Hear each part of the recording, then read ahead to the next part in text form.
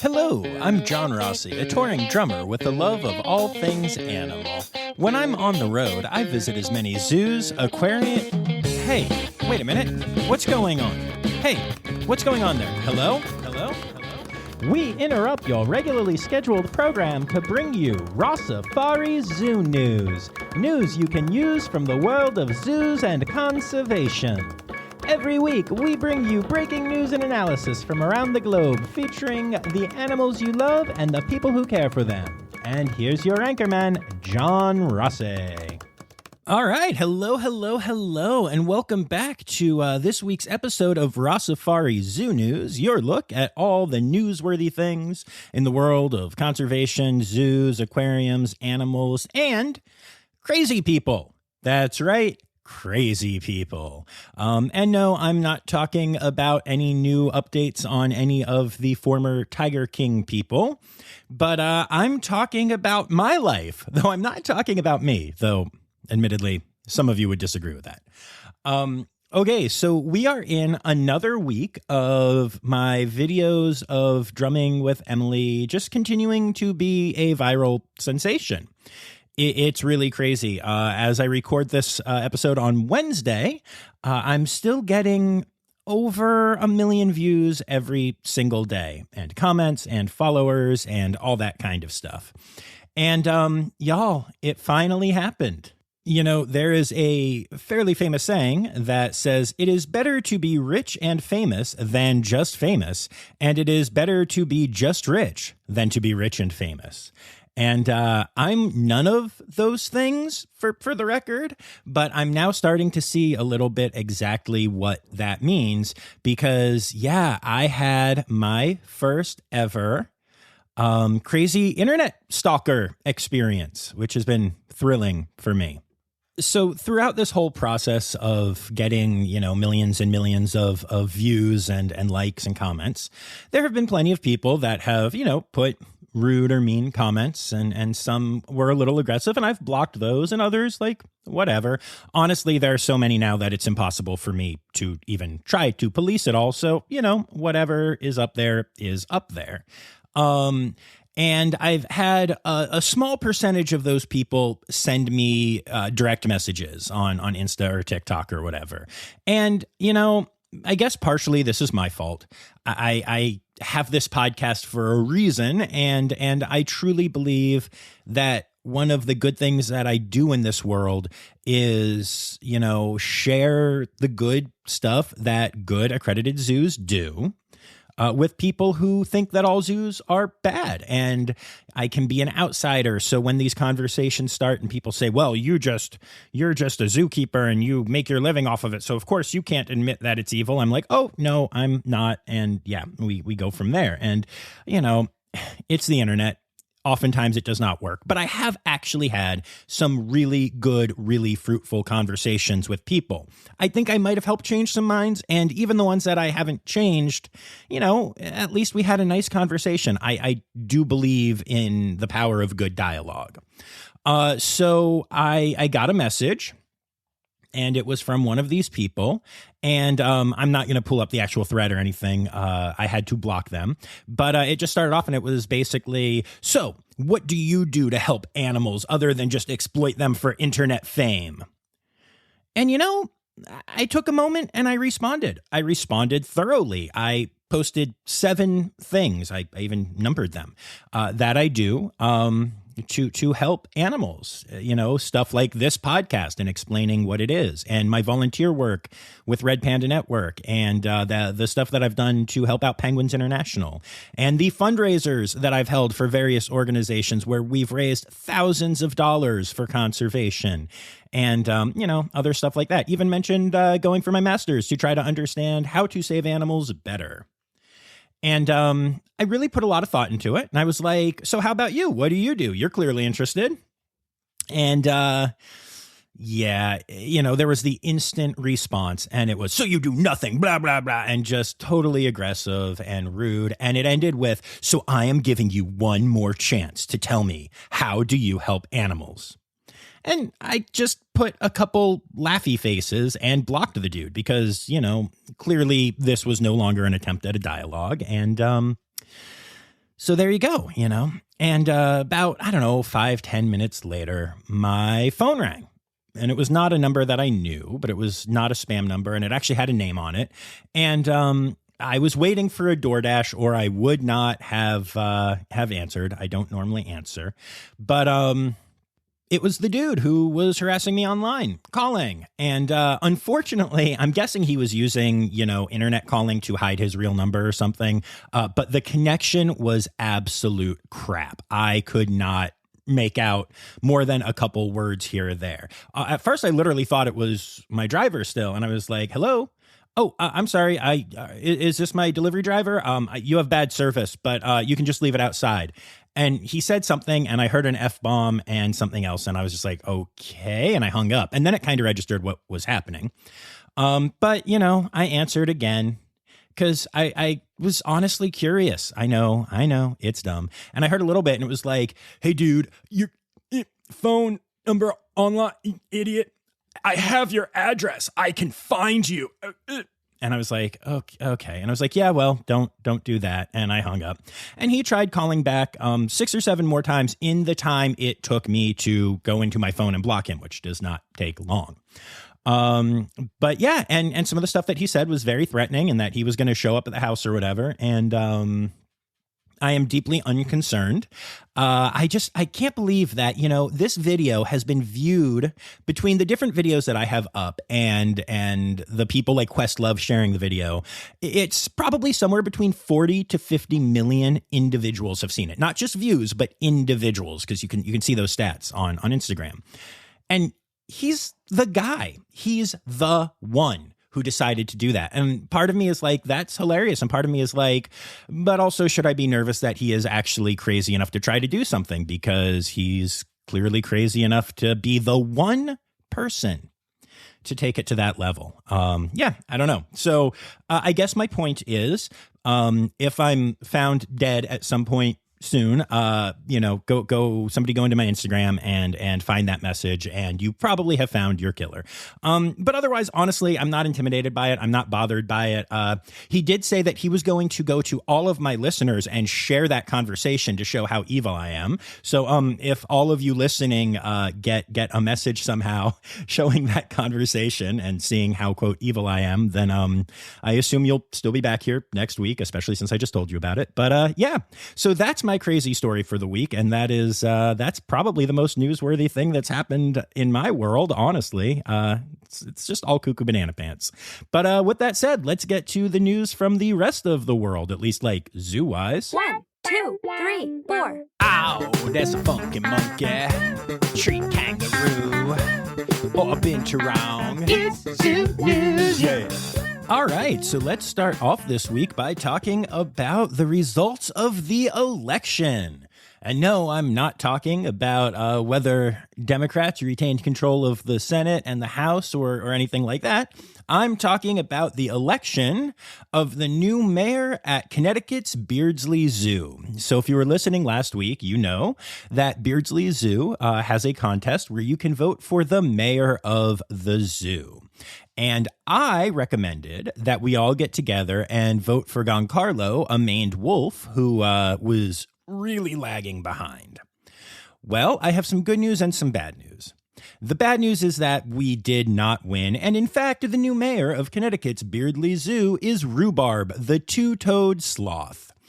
Rhubarb promises to promote life in the slow lane at the zoo. But the other cool thing that I wanted to tell you, along with just the fact that there's a sloth that's a mayor of a zoo, is that when this episode dropped last week, Giancarlo barely had any votes. And over the next couple of days, I like to think because of the Rossifari surge, Giancarlo actually shot to number 1 in the polling by a lot. A lot of y'all showed up and voted for our favorite maned wolf. Now, apparently, some members of the Sloth Pack and the Sloth Coalition got together and ended up pushing Rhubarb over the top. But I have to tell you, it was really cool watching the results every day and seeing the impact that our little community of Rossifarians was having for Giancarlo. So thank you all for voting, and congratulations to Rhubarb. I hope you have a wonderful term as mayor. Oh, and speaking of Beardsley Zoo, this year they had their Centennial Gala, which was an opportunity for people to get all dressed up and go celebrate 100 years of Beardsley Zoo. And it was wildly successful. The zoo raised over $100,000 from their gala on October 29th. Almost 250 people attended, and it was just like a really big deal. They had a keynote speaker from the Bronx Zoo. They had all kinds of cool stuff, a really neat MC who's like a celebrity on a local station up there. They made a really big deal of it, and it paid off really handsomely. All of that money, of course, will go to supporting the zoo's mission of conservation, education, research, and also to improving guest experience at the zoo. So congratulations to everyone at Beardsley Zoo, especially Rhubarb. And Giancarlo, we love you anyway, buddy. And while we're on the subject of voting, you can now go to usatoday.com and search for how to vote for the best zoo lights in the country. They are yet again doing their top 10 thing where you can go and vote for the best zoo lights in the country. Lots of zoos are nominated, and a few of them even seem to care about winning. So if you happen to like zoo lights and you want to go and support your zoo, then go ahead and do that. Yay, voting. Let your voice be heard. It is your zoo civic duty or something. And actually, we're going to keep it in New England for a second because I have not one, not two, but three stories that I want to share with y'all out of Roger Williams Park Zoo. And the first one is also a follow-up to what we discussed last week, which is that voters did vote yes on question number 3 in Rhode Island. That means that Roger Williams Park Zoo will be getting their new carbon-neutral education center. So that's really, really exciting news, and it was nice to hear that the voters did a good thing. Yay! However, I also have to announce that Johari the cheetah has passed away at Roger Williams Park Zoo. Johari was an incredible cheetah and one I actually got to meet. If you go and listen to my interview with Laura Isaacs from Roger Williams Park Zoo, you will hear all about Johari and even hear Johari on that episode. Johari was the sassiest of the cheetahs at the zoo and really enjoyed going to the top of the rock in the yard there and watching the cars on Route 95, which was really adorable.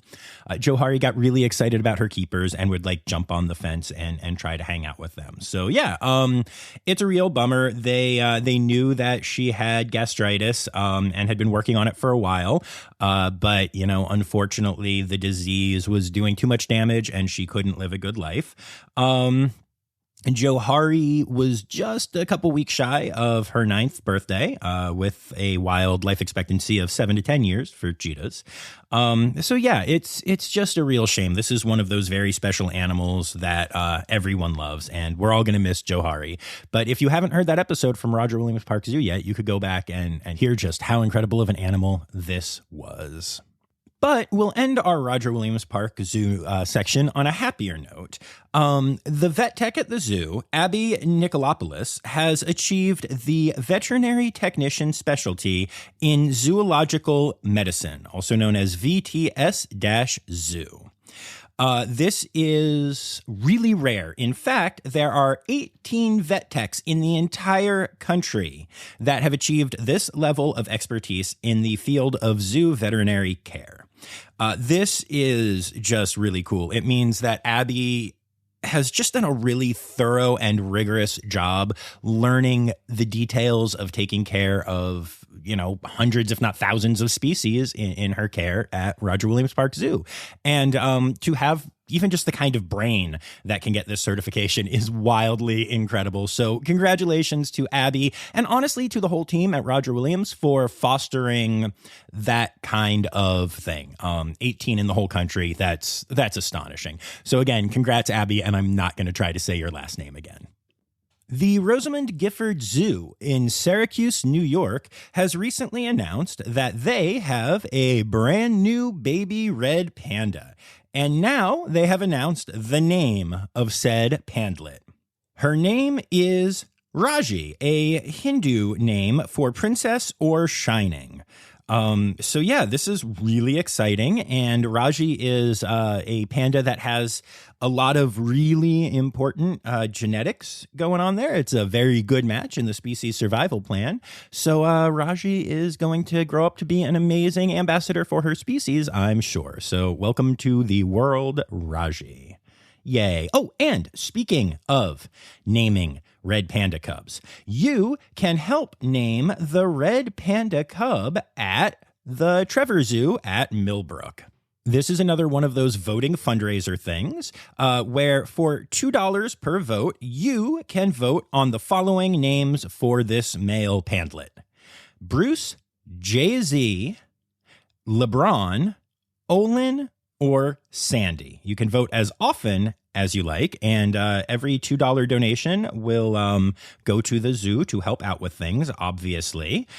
So just so y'all know, a bunch of us fandas, that's what we call us nerdy panda fans, all really like the name Jay-Z. And it's not because of the hip hop star, but it is because Jay-Z actually stands for Junior Zhu. And as you know, Zhu is the male panda at the zoo, the father of potential Jay-Z.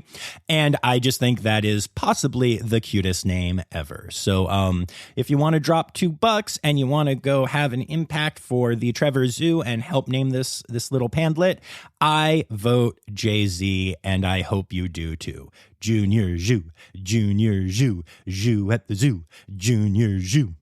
All right, so we've talked a lot on here about the effects of Hurricane Ian and the fact that the hurricane did a lot of damage to zoological facilities in Florida, even though they are recovering well. And now SeaWorld has come through, specifically the SeaWorld Conservation Fund has made not one, not two, but 10 emergency grants to Florida facilities that need help recovering from Hurricane Ian.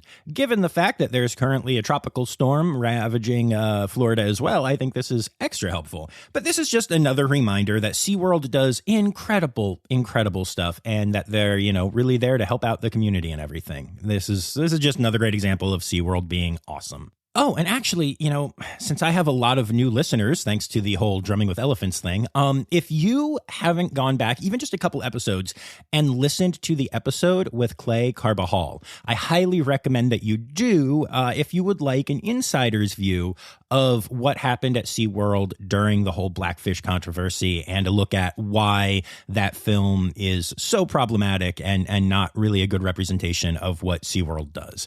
If any of you new listeners listened to what I just said about SeaWorld and were like, what? SeaWorld is evil. Go check out that episode and it'll give you a much better, balanced, nuanced view of what actually happened during that time from someone who was there. All right. I'm really excited about these next two stories. So first of all, our friends at Lincoln Children's Zoo have announced the birth of a Matschie's tree kangaroo, Joey. Now, the Joey was born all the way back in May, but of course, tree kangaroos are marsupials, meaning that it was basically the size of a grain of rice, and it was born but then crawled immediately into the pouch to start nursing and continuing to grow. However, now the Joey at 27 weeks old actually looks like a baby tree kangaroo and is starting to occasionally poke its head out of the pouch more often, though it is still nursing and not fully leaving the pouch.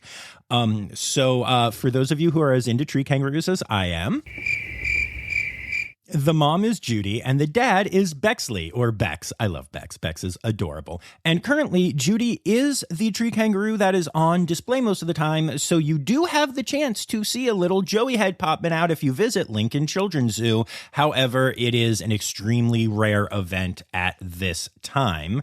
Probably within the next week or two, the Joey will occasionally start to actually come all the way out of the pouch, and you'll get from about then until 40 weeks, so roughly 12 weeks, to see in and out time before we have a fully independent out of the pouch baby tree kangaroo doing the thing and being adorable. So, and if you're not following at Lincoln Children's Zoo, you should, because A, they are an incredible zoo, and B, because they will post more pictures as well as the sex of the baby and its name when that can be determined. So, yay. And that's not the only good tree kangaroo news that I have this week. Oakvale Wildlife Park in Australia has announced the birth of a Lumholtz tree kangaroo. Now, Lumholtz tree kangaroos are one of only 2 tree kangaroo species that can actually be found in Australia, along with Bennett's. The rest are all found on the small island of Papua New Guinea. So Lumholtz tree kangaroos have been living in the wild, and they struggle there a lot.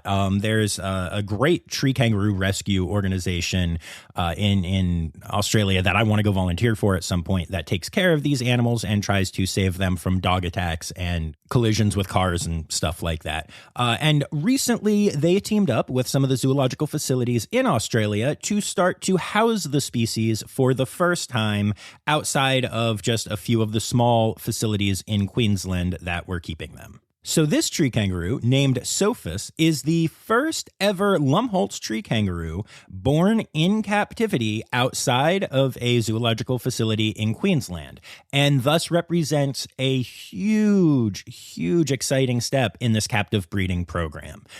This is a big deal, y'all. This is very cool to see, and here's hoping that this program continues to work and they help to save this endangered species. And speaking of births of adorable species, the Potawatomi Zoo has announced that their southern Tamandua olive has recently given birth to a new Tamandua pup, also known as a tamlet, I guess. I'm just sticking with this forever.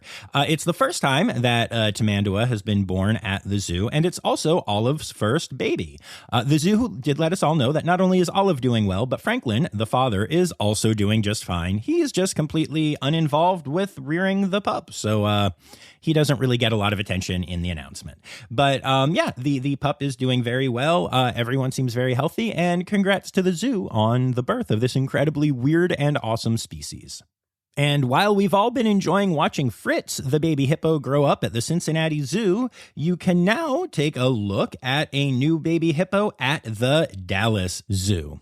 Everyone appears healthy, and both mom and baby are currently staying behind the scenes where things are going well. And so hopefully they'll be on exhibit soon, and we'll have yet another baby hippo or hipplet to follow.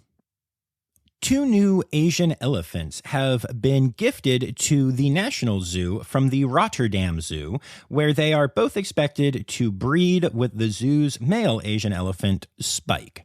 The transportation from Rotterdam to DC went very well, and it seems like the herd is going to be bonding and getting along very well from all early indications. Sadly, I have not played the drums with any of these Asian elephants yet, but maybe someday. No, but it's really cool. There have been some deaths at the National Zoo lately with their elephants because of EEHV.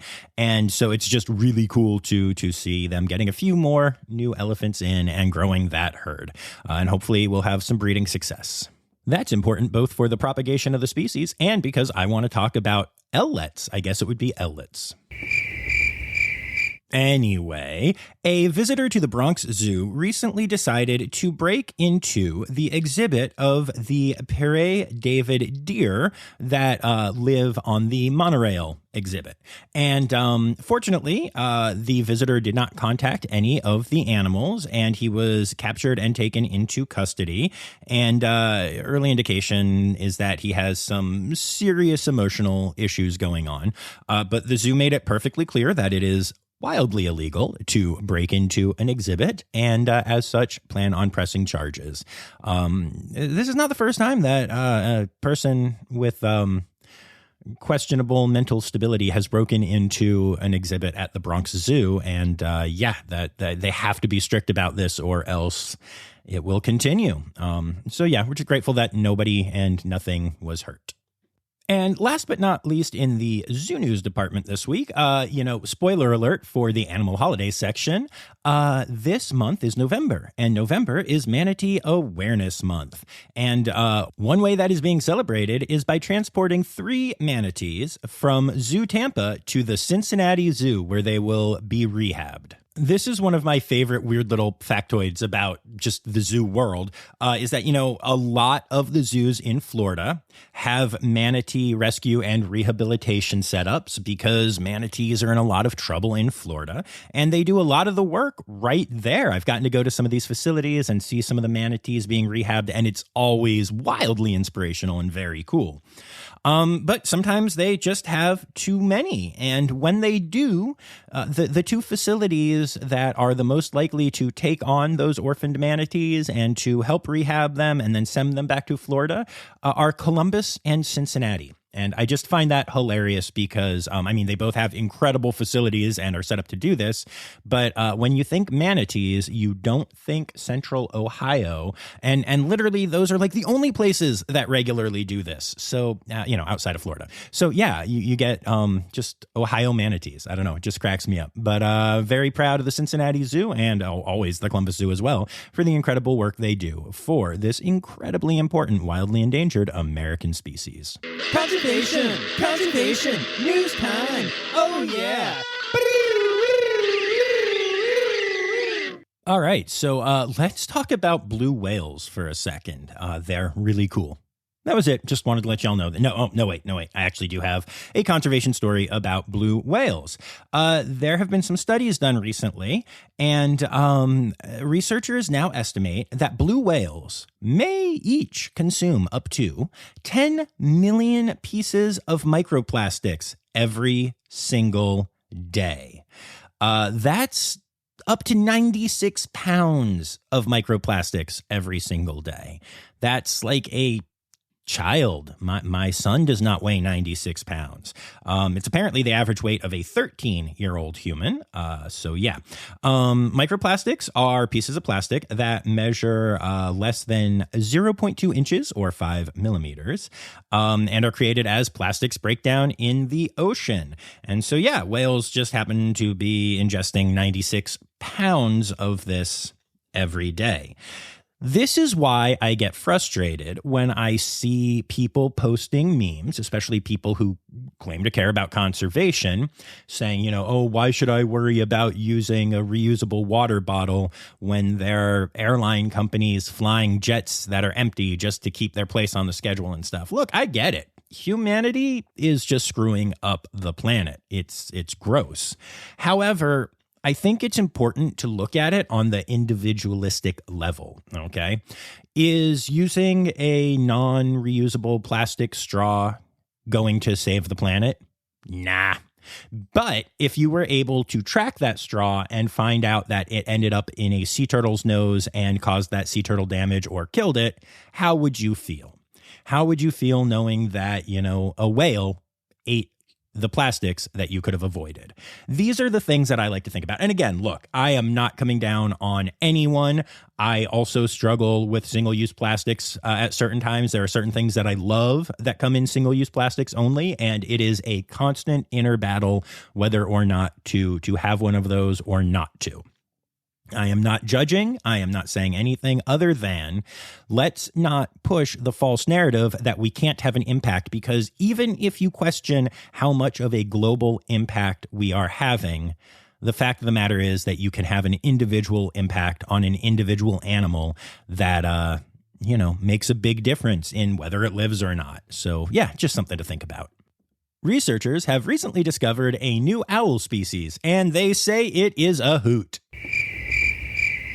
The Principe scops owl is an owl that is endemic to the island of Principe off the west coast of Africa, found in the Gulf of Guinea. Now, endemic, in case you don't know the word, means that it is found there and only there. And this is the crazy thing about finding new species. So this owl was initially discovered, ? It was kind of seen and believed to be a new thing back in 1990. It's 2022, y'all. And so teams started to go out and try to search and find this owl and figure out if it was in fact a new species or not. And it wasn't until 2016 that they got the first actual photographic evidence of this species existing. But even then, they were not actually able to see and find one in person and do the research and do the testing to figure out if it is a new species until just recently. Those are the kind of things that just blow my mind. There has been a team working on figuring out whether or not this owl is a new owl since 1990. And now they can say, yes, it is. They might also be saying, what have I done with my life? No, I'm kidding. I actually think that is really awesome. So now the next phase of the work begins where they have to figure out population counts and figure out if it's already endangered or if it's thriving or what, and then come up with a conservation plan should the owl need it. So still a lot of work to do, but hey, at least we now know it exists. This next story is just fascinating to me. So there are wolves in parts of the Netherlands that have become very habituated to humans being in their national park space. Lots of times these wolves will, walk right by humans. So far, there haven't been any stories of any negative interactions or anything like that, but they are quite habituated to humans. So the government in this area has come up with a plan to make sure that the wolves start acting a little less tame. They are going to shoot them with paintballs. Now, this isn't like open season, go grab your paintball gun and come shoot some wolves. This is going to be an official thing where experts do the shooting and where they use different colors and such to see which wolves have already been shot. But yeah, their plan is that they're going to shoot wolves with paintballs, hopefully scaring them and making them less habituated to humans and more willing to stay away. Because the idea here is that, wolves getting too close to humans can lead to things like dog deaths or human-wolf conflict, and then that makes people start to turn against the wolves. And then we suddenly have the same situation that we have with the Red Wolf reintroduction program in North Carolina right now, where people are just deathly afraid of wolves for no real reason and thus fight their reintroduction. Yeah, it's a really interesting approach, and I'm curious to see how it goes, I guess. This seems weird to me, but I am not a conservation expert, so I will watch and learn with the rest of us. And last in conservation news this week, we've been talking a lot about the cheetahs that were African cheetahs that have been reintroduced into India, into the habitat where Asiatic cheetahs used to live. And I've talked about this on here a little bit and expressed some confusion about it because, in my mind, I think I mentioned on here that putting an African species where an Asiatic cheetah is kind of not a reintroduction because they didn't live there. And my thought was even that at that point, isn't that kind of an invasive species? Well, I actually got to speak to a couple of I can't say where, it wasn't on the record, but I spoke to a couple of experts on cheetahs, and they told me that the Asiatic and African cheetahs are 99.9% genetically the same and act the same and basically are the same animal without being the same at a genetic level. And so they were all very comfortable with the idea and truly do see it as a reintroduction, which I think is very cool. And then on top of that, I'll let you know that the reintroduced African into Asia cheetahs have had their first meal. They actually successfully hunted for the first time. So it seems like things are going very well for the cheetahs in India. So I think that's pretty darn cool. It's time for other news. It's time for other news. Hey, now, right now, it's time. It's time for other news. Hey, it's a segue to the part called other news. Scientists are starting to figure out why elephants hardly ever get cancer. It's really interesting. So this has been a paradox for a long time, so much so that it's actually known as Peto's paradox. It has its own name, which is that cancer is caused by gene mutations that accumulate in cells over time, yet long-lived animals that have lots of cells, such as elephants and whales, hardly ever get cancer. Well, in looking at elephants, we're finally starting to figure out why. There is a gene which is commonly known as P53, which helps humans and other animals repair DNA damaged during replication, which obviously would help stop getting cancer. Elephants have 20 copies of this gene, each with 2 variations called alleles, which produce a total of 40 proteins. In comparison, humans and most other animals have a single copy of the gene, which produces 2 proteins. So elephants have 40 proteins trying to stop cancer, while we have 2 of them. And this is really interesting because this is something that we can start to look into to figure out, can we replicate these genes in humans? Can we replicate the effects of this? This could be another key in the eventual hopeful defeat of cancer. So that's really cool. And it's really awesome that we're able to understand that now and start to work towards it and hopefully use it. So last week I told you that bumblebees can count. Now, a new study shows that they also like to play. When given the chance, bumblebees will fool around with toys. There were some researchers that set up this container that allowed bees to leave their nest and go to a feeding area, but along the way, the bees could opt to pass through a separate section with a bunch of toys like wooden balls in there. The bees would constantly go out of their way to roll wooden balls repeatedly, despite there being no incentive to, and also it actually distracting them from getting food. So the idea here is that apparently bees like to play. And if so, that means that insect minds are definitely more sophisticated than we currently believe. And it also might mean that bees feel feelings in the way that we do, because literally there was no reason for them to go play with the balls other than having fun. And yeah, so we might have just a way more complex species in bees than we understand, despite the fact that we already understand that they are complex and also wildly important. And last but not least, research shows that female octopodes may actually throw seashells at male octopodes when they are annoyed by them or when they are trying to reject mating advances. So female octopodes are basically annoyed at the dudes in their lives. So I feel like every female listening to this right now can relate. And I feel like at least a few of you are currently thinking, maybe we should take a trip to the beach soon. Oh, animal holidays. Animal holidays. Hey! All right. So a friendly reminder, as I already said, that November is Manatee Awareness Month. And we are currently, as this drops, at the end of Polar Bear Week and Orangutan Caring Week. And then as far as individual days this week, we really only have one.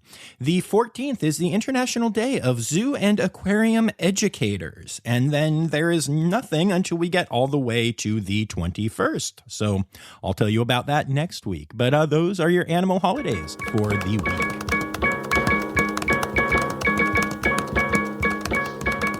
All right, so there you have it, folks. I wanted to say thank you to everybody who contributed to the episode this week. But before I do, I also wanted to put a message out there to you all. I know I always say to tag me in things, and that totally works most of the time. But if I have missed any Zoo News stories from any of you that tagged me, especially on Instagram, I just want to take the time to apologize.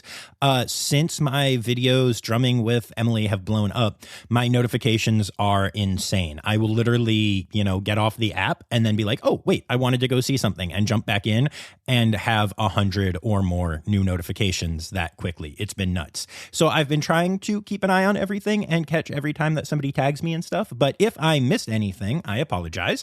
And, the video will slow down and it will get back to normal. But yes, if I missed you, I apologize. I also want to say thanks, though, to those that I did not miss or who sent me things in other ways, including Anya Keene, Colleen Lenahan, Kim Cooley, Kevin Williams, Bridget Kinder, Dan Cohen, Jacob Newman, and Kristen Khalil. Thank you all. I'd also like to say thanks to Laura Shank, my Red Panda level patron, and to Angel Albaran, my newest patron who just joined the team. Welcome, Angel. I'm so excited to have you here. And don't forget that you can support the pod for as little as $3 a month by going to patreon.com/Rossifari. All right, that's really all I have to say this week. So until next week, remember, friends, the words newsy credits backwards are Steiderk Yeswen. The Rossifari podcast is produced, hosted, and engineered by John Rossi. Editing and fact-checking by John and Dr. Zoe Vesley Gross. Our theme song is Sevens by Nathan Burke, performed by Nathan and John. Interrupting John theme and additional voices by Taylor Isaac Gray. You can reach John directly on Instagram and Facebook at Rossifari or by email at rossifaripod@gmail.com. Rossifari is part of the Daydreamer Media Network. Now, stop listening to me and go visit a zoo.